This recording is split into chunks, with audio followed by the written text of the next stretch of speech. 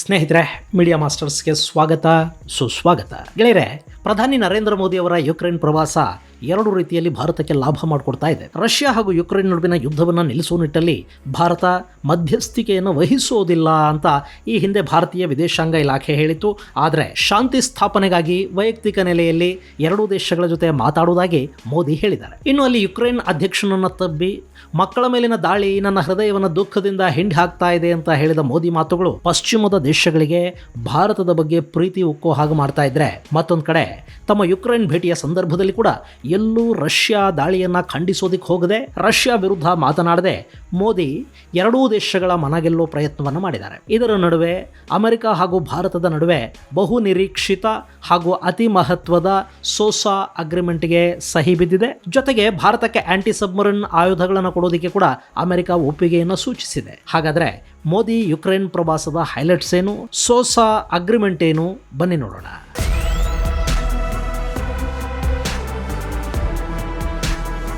ಗೆಳೆಯರೆ, ಮೊನ್ನೆ ಪೋಲೆಂಡ್ಗೆ ಭೇಟಿ ಕೊಟ್ಟ ಭಾರತದ ಪ್ರಧಾನಿ ನರೇಂದ್ರ ಮೋದಿ ಅಲ್ಲಿಂದ ಸುದೀರ್ಘ ರೈಲು ಪ್ರಯಾಣ ಮಾಡಿ ಯುಕ್ರೇನ್ನ ನ್ಯಾಷನಲ್ ಡೇ ಅಥವಾ ಫ್ಲಾಗ್ ಡೇ ದಿನ ಅಲ್ಲಿನ ಅಧ್ಯಕ್ಷ ಝೆಲೆನ್ಸ್ಕಿಯನ್ನ ಭೇಟಿ ಮಾಡಿದ್ದಾರೆ. ಈ ಭೇಟಿಯ ಸಂದರ್ಭದಲ್ಲಿ ಯುದ್ಧದ ನೆಪದಲ್ಲಿ ಅಲ್ಲಿಗೆ ಬರುವ ವಿದೇಶಿ ನಾಯಕರಿಗೆ ತೋರಿಸೋದಕ್ಕೆ ಅಂತಲೇ ಯುಕ್ರೇನ್ ಸಿದ್ಧಪಡಿಸಿಟ್ಟಿರುವ ಮ್ಯೂಸಿಯಂಗೆ ಮೋದಿ ಅವರನ್ನು ಕರೆದೊಯ್ಯಲಾಗಿದೆ.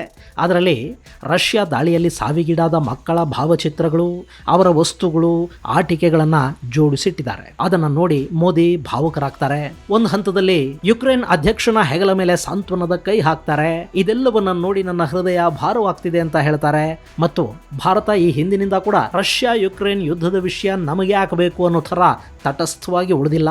ನಾವು ಯುದ್ಧ ನಿಲ್ಲಿಸಿ ಶಾಂತಿ ಸ್ಥಾಪನೆ ಮಾಡೋ ಕಡೆಗೆ ಪ್ರಯತ್ನಗಳನ್ನು ಮಾಡ್ತಾ ಇದ್ದೀವಿ, ನಾವು ಶಾಂತಿಯ ಪರ ಇದ್ದೀವಿ ಅನ್ನೋ ಮಾತನ್ನ ಹೇಳಿದ ಮೋದಿ ರಷ್ಯಾ ಅಧ್ಯಕ್ಷ ವ್ಲಾದಿಮಿರ್ ಪುತಿನ್ ಅವರಿಗೆ ಕೂಡ ಯುದ್ಧವನ್ನ ನಿಲ್ಲಿಸೋದಿಕ್ಕೆ ಹೇಳಿದ್ದಾಗಿ ತಿಳಿಸಿದ್ದಾರೆ. ಹಾಗೆ ಇದು ಯುದ್ಧದ ಯುಗ ಅಲ್ಲ ಅನ್ನೋ ಮಾತನ್ನ ಯುಕ್ರೇನ್ನಲ್ಲಿ ಕೂಡ ಮೋದಿ ಪುನರುಚ್ಚರಿಸಿದ್ದಾರೆ. ಇನ್ನು ಕಳೆದ ತಿಂಗಳು ರಷ್ಯಾ ಪ್ರವಾಸ ಕೈಗೊಂಡಿದ್ದ ಸಂದರ್ಭದಲ್ಲಿ ಪ್ರಧಾನಿ ನರೇಂದ್ರ ಮೋದಿ ರಷ್ಯಾ ಅಧ್ಯಕ್ಷ ಪುತಿನ್ ಅವರನ್ನು ಅಪ್ಪಿಕೊಂಡಿದ್ದು ಯುಕ್ರೇನ್ ಸೇರಿದಂತೆ ಪಶ್ಚಿಮದ ನಾಯಕರ ಕೆಂಗಣ್ಣಿಗೆ ಕಾರಣ ಆಗಿತ್ತು. ನರಹಂತಕನನ್ನ ಮೋದಿ ಅಪ್ಪಿಕೊಂಡರು ಅನ್ನೋದನ್ನೇ ಝೆಲೆನ್ಸ್ಕಿ ಕಳೆದ ತಿಂಗಳು ತೀರಾ ಆಕ್ಷೇಪಾರ್ಹ ಅನ್ನೋ ಹಾಗೆ ಟೀಕಿಸಿದ್ದೂ ಇತ್ತು.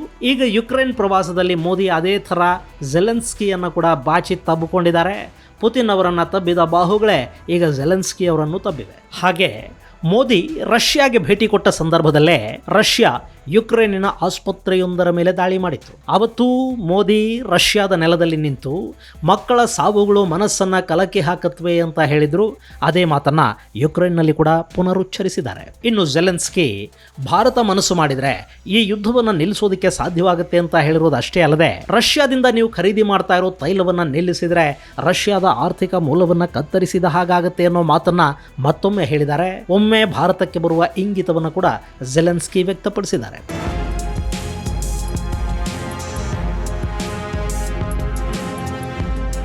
ಇನ್ನು ಈ ಭೇಟಿಯ ಸಂದರ್ಭದಲ್ಲಿ ಎಲ್ಲೂ ಕೂಡ ಭಾರತ ರಷ್ಯಾದ ವಿರುದ್ಧ ಒಂದೇ ಒಂದು ಮಾತನ್ನು ಆಡಿಲ್ಲ, ತನ್ನ ನಿಲುವನ್ನೂ ಬದಲಾಯಿಸಿಕೊಂಡಿಲ್ಲ ಅಂತ ಬರೆದಿರುವ BBC ಇಲ್ಲಿ ಕೂಡ ಒಂದಷ್ಟು ವಿಷ ಕಕ್ಕೋದನ್ನು ಮರ್ತಿಲ್ಲ. ಇನ್ನು ಇದೇ ಸಂದರ್ಭದಲ್ಲಿ ರಷ್ಯಾದ ಭೇಟಿ ಸಂದರ್ಭದಲ್ಲಿ ಪ್ರಧಾನಿ ಮೋದಿ ಅಧ್ಯಕ್ಷ ಪುತಿನ್ ಅವರನ್ನ ಆಲಂಗಿಸಿಕೊಂಡ ಬಗ್ಗೆ BBC ಪ್ರತಿನಿಧಿ ಭಾರತದ ವಿದೇಶಾಂಗ ಸಚಿವ ಎಸ್ ಜಯಶಂಕರ್ ಅವರಿಗೆ ಒಂದು ಪ್ರಶ್ನೆಯನ್ನು ಕೂಡ ಕೇಳಿದ್ದಾರೆ. ಯಾವುದೇ ವ್ಯಕ್ತಿ ಮತ್ತೊಬ್ಬ ವ್ಯಕ್ತಿಯನ್ನ ಭೇಟಿ ಮಾಡಿದಾಗ ಪರಸ್ಪರ ಆಲಿಂಗನ ಮಾಡಿ ಅಭಿನಂದಿಸೋದು ನಮ್ಮ ಭಾಗದಲ್ಲಿರೋ ಸಂಪ್ರದಾಯ.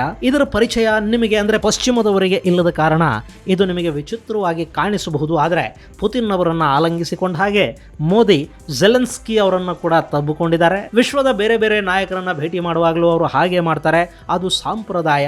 ಇಲ್ಲಿ ಪೂರ್ವ ಹಾಗೂ ಪಶ್ಚಿಮದ ನಡುವೆ ಸಾಂಪ್ರದಾಯಿಕ ಪರಿಚಯ ಕಡಿಮೆ ಇರೋದ್ರಿಂದ ನಿಮಗಿದು ಅರ್ಥ ಆಗೋದಿಲ್ಲ ಅಂತ ಹೇಳೋ ಮೂಲಕ ನಮಗೆ ಪುತಿನ್, ಝೆಲೆನ್ಸ್ಕಿ, ಬಿಡೆನ್ ಎಲ್ಲ ಒಂದೇ, ಎಲ್ಲರನ್ನೂ ನಾವು ಸಮಾನವಾಗಿ ಕಾಣ್ತೀವಿ. ನೀವು ಬೇರೆ ಬೇರೆ ದೇಶಗಳ ಸಂಪ್ರದಾಯಗಳ ಬಗ್ಗೆ ಕೂಡ ಸ್ವಲ್ಪ ತಿಳ್ಕೊಳ್ಳೋ ಪ್ರಯತ್ನ ಮಾಡಿ ಅನ್ನೋ ಥರದ ಉತ್ತರವನ್ನು ಜೈಶಂಕರ್ ಆ ವಿದೇಶಿ ಪತ್ರಕರ್ತನಿಗೆ ಕೊಟ್ಟಿದ್ದಾರೆ. ಇನ್ನು ಇಲ್ಲಿ ಮೋದಿ ಝೆಲೆನ್ಸ್ಕಿ ಭೇಟಿಯ ಕಾರಣಕ್ಕೆ ಯುಕ್ರೇನ್ ರಷ್ಯಾ ಯುದ್ಧ ನಿಂತು ಹೋಗೋದು ಇಲ್ಲ, ಭಾರತದ ನಿಲುವು ಬದಲಾಗೋದು ಇಲ್ಲ. ಯಾವುದೇ ಯುದ್ಧವನ್ನು ಆ ಎರಡೂ ದೇಶಗಳು ಹಾಗೂ ಅವರಿಗೆ ಬೆಂಬಲವಾಗಿ ನಿಂತವರು ಮಾತುಕತೆಗಳ ಮೂಲಕ, ಪರಸ್ಪರ ವಿಶ್ವಾಸದ ಮೂಲಕ ನಿಲ್ಲಿಸಬೇಕೇ ಹೊರತು ಯಾರೋ ಮ್ಯಾಜಿಕ್ ಮಾಡಿ ಯುದ್ಧವನ್ನು ನಿಲ್ಲಿಸೋದಕ್ಕೆ ಸಾಧ್ಯ ಆಗೋದೂ ಇಲ್ಲ. ಆದರೆ ಈ ಭೇಟಿ ಮೂಲಕ ಭಾರತ ಮುಂದಿನ ದಿನಗಳಲ್ಲಿ ಒಂದು ದೊಡ್ಡ ವೇದಿಕೆಗೆ ತಯಾರಿ ಮಾಡಿಕೊಳ್ತಾ ಇರೋ ಹಾಗೆ ಕಾಣ್ತಾ ಇದೆ. ಈ ಯುದ್ಧ ಇನ್ನೂ ಸಾಕಷ್ಟು ವರ್ಷಗಳ ಕಾಲ ಹೀಗೆ ಮುಂದುವರಿಯೋದಕ್ಕಂತೂ ಸಾಧ್ಯ ಆಗೋದಿಲ್ಲ. ಇವತ್ತಲ್ಲ ನಾಳೆ ಅದು ನಿಲ್ಲೇಬೇಕಾಗತ್ತೆ. ಆ ಸಂದರ್ಭದಲ್ಲಿ ಎರಡೂ ದೇಶಗಳು ಒಪ್ಪುವಂಥ ಒಂದು ಸಂಧಾನ ಸೂತ್ರವನ್ನು ಸಿದ್ಧಪಡಿಸಬೇಕು. ಅದರಲ್ಲಿ ವಿಶ್ವದ ನಾನಾ ದೇಶಗಳು ಭಾಗಿಯಾಗಬೇಕಾಗತ್ತೆ. ಆ ಸಂದರ್ಭದಲ್ಲಿ ಭಾರತಕ್ಕೆ ಕೂಡ ಒಂದು ಅಗ್ರಸ್ಥಾನ ಸಿಗಬೇಕು. ಯಾಕೆಂದರೆ ಭಾರತ ದಕ್ಷಿಣ ವಿಶ್ವವನ್ನು ಪ್ರತಿನಿಧಿಸುವ ಮತ್ತು ದಕ್ಷಿಣ ವಿಶ್ವದ ನಾಯಕನಾಗೋದಕ್ಕೆ ಹೊರಟಿರುವ ದೇಶ. ಜೊತೆಗೆ ಅಮೆರಿಕ, ಚೈನಾ, ರಷ್ಯಾಗಳ ನಂತರದ ಸ್ಥಾನದಲ್ಲಿ ಭಾರತ ಕೂಡ ಅತ್ಯಂತ ಪ್ರಭಾವಿ ದೇಶ ಅನ್ನಿಸ್ಕೊಳ್ಳುತ್ತೆ. ಹೀಗಾಗಿ ಭಾರತ ಮುಂದಿನ ದಿನಗಳಲ್ಲಿ ತನ್ನ ಸಾಫ್ಟ್ ಪವರನ್ನು ಹೆಚ್ಚಿಸಿಕೊಳ್ಳುವ ನಿಟ್ಟಲ್ಲಿ ಈ ಭೇಟಿಯನ್ನು ಬಳಸಿಕೊಳ್ಳುವ ಸಾಧ್ಯತೆ ಇರುತ್ತೆ. ಈಗ ನೋಡಿ, ಪಶ್ಚಿಮದ ದೇಶಗಳ ಸಮಸ್ಯೆ ಅಂದರೆ ಅವು ರಷ್ಯಾದ ಜೊತೆ ವಿಶ್ವಾಸವನ್ನು ಹೊಂದಿಲ್ಲ. ಇನ್ನು ಚೈನಾದ ಮೇಲೆ ಪಶ್ಚಿಮದ ದೇಶಗಳಿಗೆ ವಿಶ್ವಾಸ ಇಲ್ಲ. ಇಂಥ ಸಂದರ್ಭದಲ್ಲಿ ಅಂದರೆ ಯುದ್ಧ ನಡೀತಿರೋ ಸಂದರ್ಭದಲ್ಲಿ ಕೂಡ ರಷ್ಯಾ ಮತ್ತು ಯುಕ್ರೇನ್ ಎರಡೂ ಶತ್ರು ದೇಶಗಳು ಮುಕ್ತವಾಗಿ ಮತ್ತು ಸಂತೋಷವಾಗಿ ಸ್ವಾಗತಿಸುವ ದೇಶ ಭಾರತ. ಹೀಗಾಗಿ ಭಾರತ ಇಲ್ಲಿ ಎರಡೂ ದೇಶಗಳ ನಡುವೆ ನಡೆಯಬಹುದಾದ ಸಂಧಾನದಲ್ಲಿ ಅತ್ಯಂತ ಪ್ರಮುಖ ಭೂಮಿಕೆಯನ್ನು ನಿಭಾಯಿಸುವ ಸಾಧ್ಯತೆ ಇರುತ್ತೆ. ಅದಕ್ಕೆ ಬೇಕಾದ ತಯಾರಿಗಳನ್ನು ಭಾರತ ಈ ಭೇಟಿಯ ಮೂಲಕ ಮಾಡಿಕೊಳ್ತಾ ಇದೆ. ಇನ್ನು ಎರಡನೆಯದು, ಪಶ್ಚಿಮದ ದೇಶಗಳನ್ನು ಸಮಾಧಾನ ಮಾಡೋ ಪ್ರಯತ್ನ. ಇಲ್ಲಿ ರಷ್ಯಾದಿಂದ ಭಾರತ ತೈಲವನ್ನು ಆಮದು ಮಾಡಿಕೊಳ್ತಾ ಇರೋದು ಹಾಗೂ ರಷ್ಯಾದ ಜೊತೆಗಿನ ಸಂಬಂಧಗಳನ್ನು ಅತ್ಯುತ್ತಮವಾಗಿ ಇಟ್ಟುಕೊಂಡಿರೋದರ ಜೊತೆಗೆ ಕಳೆದ ತಿಂಗಳು ಭಾರತದ ಪ್ರಧಾನಿಯ ರಷ್ಯಾ ಭೇಟಿ ಪಶ್ಚಿಮ ದೇಶಗಳ ಅಸಮಾಧಾನಕ್ಕೆ ಕಾರಣ ಆಗಿತ್ತು. ಗೆಳೆಯರೆ, ಜಗತ್ತು ಹೇಗೆ ಅಂದರೆ ಅಲ್ಲಿ ಪ್ರತಿಯೊಬ್ಬರಿಗೂ ಇನ್ನೊಬ್ಬರ ಜೊತೆ ಒಂದು ಸಂಬಂಧ ಬೇಕು.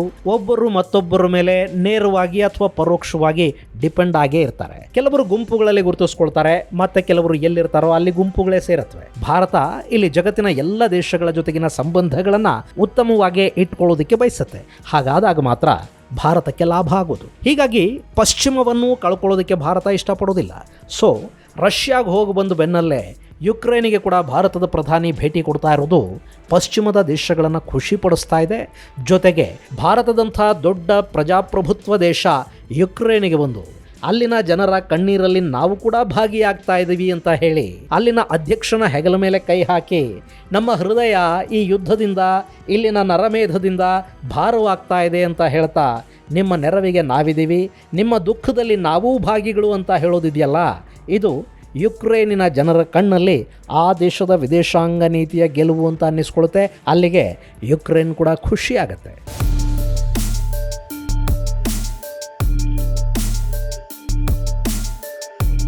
ಇನ್ನು ಈ ಭೇಟಿಯ ಫಲಿತಾಂಶ ಕೂಡ ನಮ್ಮ ಕಣ್ಣಿಗೆ ಈಗಾಗಲೇ ಕಾಣೋದಕ್ಕೆ ಶುರುವಾಗಿದೆ. ಒಂದು ಕಡೆ ಮೋದಿ ಯುಕ್ರೇನ್ ಅಧ್ಯಕ್ಷರನ್ನು ಭೇಟಿ ಮಾಡ್ತಾ ಇದ್ದರೆ, ಮತ್ತೊಂದು ಕಡೆ ಭಾರತದ ರಕ್ಷಣಾ ಸಚಿವ ರಾಜನಾಥ್ ಸಿಂಗ್ ಅಮೆರಿಕದ ರಕ್ಷಣಾ ಸಚಿವ ಲಾಯ್ಡ್ಸ್ ಆಸ್ಟಿನ್ ಅವರನ್ನು ಭೇಟಿ ಮಾಡಿದ್ದಾರೆ. ಅಲ್ಲಿ ಭಾರತ ಹಾಗೂ ಅಮೆರಿಕದ ನಡುವೆ ಸೋಸಾ ಅಂದರೆ ಸೆಕ್ಯೂರಿಟಿ ಆಫ್ ಸಪ್ಲೈಸ್ ಅರೇಂಜ್ಮೆಂಟ್ ಅನ್ನೋ ಒಪ್ಪಂದಕ್ಕೆ ಸಹಿ ಬಿದ್ದಿದೆ. ಗೆಳೆಯರೆ, ಈ ಸೋಸಾ ಒಪ್ಪಂದ ಇದೆಯಲ್ಲ, ಇದು ಸದ್ಯದ ಪರಿಸ್ಥಿತಿಯಲ್ಲಿ ಭಾರತಕ್ಕೆ ತುಂಬಾನೇ ಮಹತ್ವದ್ದು ಅನ್ನಿಸ್ಕೊಳ್ಳುತ್ತೆ. ಇದೊಂದು ಒಪ್ಪಂದ ನಾಳೆ ಭಾರತ ಮತ್ತು ಚೈನಾ ನಡುವೆ ಯುದ್ಧ ಸಂಭವಿಸಿದರೆ ಭಾರತಕ್ಕೆ ಅಮೆರಿಕಾದ ಸಹಾಯ ತಕ್ಷಣ ಸಿಗುವ ಹಾಗೆ ಮಾಡುತ್ತೆ. ಜೊತೆಗೆ ಭಾರತಕ್ಕೆ ಬೇಕಾದ ಆಯುಧಗಳನ್ನು ಆದ್ಯತೆಯ ಮೇರೆಗೆ ಅತ್ಯಂತ ತುರ್ತಾಗಿ ಅಮೆರಿಕಾದ ಕಂಪನಿಗಳು ಒದಗಿಸಿಕೊಡೋದಕ್ಕೆ ಅಲ್ಲಿನ ಸರ್ಕಾರನೇ ಸಹಾಯ ಮಾಡುತ್ತೆ. ಅದಕ್ಕೆ ಈ ಸೋಸಾ ಒಪ್ಪಂದ ಕಾರಣ ಆಗುತ್ತೆ. ಈ ಸೋಸಾ ಅನ್ನೋದು ಎಷ್ಟು ಮುಖ್ಯ ಮತ್ತು ಮಹತ್ವದ ಒಪ್ಪಂದ ಅಂದರೆ, ಅಮೆರಿಕ ಇದುವರೆಗೆ ಇಸ್ರೇಲ್, ಬ್ರಿಟನ್, ಆಸ್ಟ್ರೇಲಿಯಾ ಸೇರಿದ ಹಾಗೆ 18 ದೇಶಗಳ ಜೊತೆ ಇಂಥದ್ದೊಂದು ಒಪ್ಪಂದಕ್ಕೆ ಸಹಿ ಹಾಕಿದೆ. ಆ ಪಟ್ಟಿಯಲ್ಲಿ ಆಸ್ಟ್ರೇಲಿಯಾ ಇದೆ, Canada, Denmark, Estonia, Finland, Israel, Italy, Japan, Latvia, Lithuania, Netherlands, Norway, Republic of Korea, Singapore, Spain, Sweden ಮತ್ತು ಯುನೈಟೆಡ್ ಕಿಂಗ್ಡಮ್ಗಳಿವೆ. ಈಗ ಆ ಪಟ್ಟಿಗೆ ಭಾರತ ಕೂಡ ಸೇರ್ಪಡೆ ಆಗಿದೆ. ಇಲ್ಲಿ ಗಮನಿಸಬೇಕಾದ ಒಂದು ಅಂಶ ಅಂದರೆ, ಆಸ್ಟ್ರೇಲಿಯಾ, ಜಪಾನ್, ದಕ್ಷಿಣ ಕೊರಿಯಾಗಳನ್ನು ಹೊರತುಪಡಿಸಿದರೆ ಮಿಕ್ಕ ಬಹುತೇಕ ದೇಶಗಳು ಅಂದರೆ ಲಾಟ್ವಿಯಾ, ಲಿಥುವೇನಿಯಾ, ಎಸ್ಟೋನಿಯಾ ಮುಂತಾದ ದೇಶಗಳಿವೆ ನೋಡಿ, ಇವು ರಷ್ಯಾದಿಂದ ರಕ್ಷಣೆಯನ್ನು ಪಡ್ಕೊಳ್ಳೋದಕ್ಕೆ ಅಮೆರಿಕಾದ ನೆರವನ್ನು ಬಯಸುತ್ತವೆ. ಅಮೆರಿಕ ಆ ದೇಶಗಳ ಜೊತೆ ಸೋಸಾ ಒಪ್ಪಂದವನ್ನು ಮಾಡಿಕೊಂಡಿದೆ. ಇನ್ನು ಇಸ್ರೇಲ್ ಬಗ್ಗೆ ನಿಮಗೆ ಗೊತ್ತೇ ಇದೆ. ಕೆನಡಾ, ಬ್ರಿಟನ್ ಮುಂತಾದ ದೇಶಗಳು ಅಮೆರಿಕಾದ ಮಿತ್ರರ ಪಟ್ಟಿಯಲ್ಲಿವೆ. ಹಾಗೆ ಆಸ್ಟ್ರೇಲಿಯಾ ಕೂಡ. ಇನ್ನು ಜಪಾನ್ ಚೈನಾದ ಭಯವನ್ನು ಎದುರಿಸ್ತಾ ಇದೆ.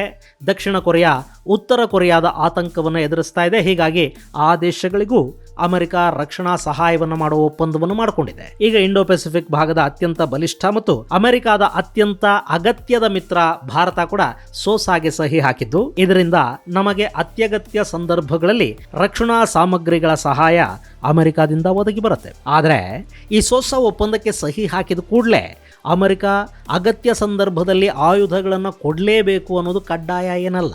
ಅಂಥದ್ದೊಂದು ಕಡ್ಡಾಯ ಸಾಧ್ಯ ಆಗಬೇಕು ಅಂದರೆ ಎರಡೂ ದೇಶಗಳು RDP ಅಂದರೆ ರೆಸಿಪ್ರೋಕಲ್ ಡಿಫೆನ್ಸ್ ಪ್ರೊಕ್ಯೂರ್ಮೆಂಟ್ ಅಗ್ರಿಮೆಂಟ್ಗೆ ಕೂಡ ಸಹಿಯನ್ನು ಹಾಕಬೇಕಾಗತ್ತೆ. ಈ RDPಗೆ ಸಹಿ ಬೀಳೋದ್ರಿಂದ ಭಾರತದ ಸೇನೆಗೆ ಮಾತ್ರ ಅಲ್ಲ, ನಮ್ಮ ರಕ್ಷಣಾ ವಲಯದಲ್ಲಿ ಕೆಲಸ ಮಾಡ್ತಾ ಇರೋ ಸಾಕಷ್ಟು ಉದ್ಯಮಗಳಿಗೆ ಕೂಡ ಅನುಕೂಲ ಆಗುತ್ತೆ. ಈ ಒಪ್ಪಂದ ಅಮೆರಿಕ ಭಾರತದಲ್ಲಿ ತನ್ನ ತಯಾರಿಕಾ ಘಟಕಗಳನ್ನು ಸ್ಥಾಪನೆ ಮಾಡೋದಕ್ಕೆ ಅವಕಾಶವನ್ನು ಕಲ್ಪಿಸಿಕೊಡುತ್ತೆ. ಈಗ ಅಕಸ್ಮಾತ್ ನಾಳೆ ಆಯುಧಗಳ ತುರ್ತು ಅಗತ್ಯ ಉಂಟಾಯಿತು ಅಂತ ಇಟ್ಕೊಳ್ಳಿ, ಆಗ ಅಮೆರಿಕದ ಬಳಿ ಆಯುಧಗಳು ಕಡಿಮೆ ಇದ್ದರೆ ತುರ್ತಾಗಿ ಭಾರತದ ಕಂಪನಿಗಳ ಜೊತೆ ಸಹಭಾಗಿತ್ವದಲ್ಲಿ ಅಮೆರಿಕದ ಕಂಪನಿಗಳು ಭಾರತದಲ್ಲೇ ಆಯುಧ ತಯಾರಿಕೆ ಮಾಡಿ ಪೂರೈಕೆ ಮಾಡೋದಕ್ಕೆ ಕೂಡ ಇದು ಅನುಕೂಲವನ್ನು ಕಲ್ಪಿಸಿಕೊಡುತ್ತೆ. ಈ ಒಪ್ಪಂದ ಭಾರತದ ತಾಂತ್ರಿಕ ನೈಪುಣ್ಯವನ್ನು ಹೆಚ್ಚು ಮಾಡುತ್ತೆ. ಮುಂದಿನ ದಿನಗಳಲ್ಲಿ ಭಾರತದ ಆಯುಧ ಉದ್ಯಮ ಬೆಳೆಯೋದಕ್ಕೆ ಮತ್ತು ಭಾರತ ಆಯುಧ ರಫ್ತುದಾರನಾಗಬೇಕು ಅನ್ನೋ ಕನಸೇನಿದೆ ಅದನ್ನು ನನಸಾಗಿಸೋದಕ್ಕೆ ಇದು ತುಂಬ ಅನುಕೂಲಕಾರಿ ಅಂತ ಹೇಳಲಾಗ್ತಾ ಇದೆ. ಈಗ ಭಾರತ ಮತ್ತು ಅಮೆರಿಕಗಳು ಮುಂದಿನ ಹಂತದಲ್ಲಿ ಈ RDPಗೆ ಸಹಿ ಹಾಕುವ ಸಾಧ್ಯತೆಗಳು ಕೂಡ ಇರುತ್ತೆ.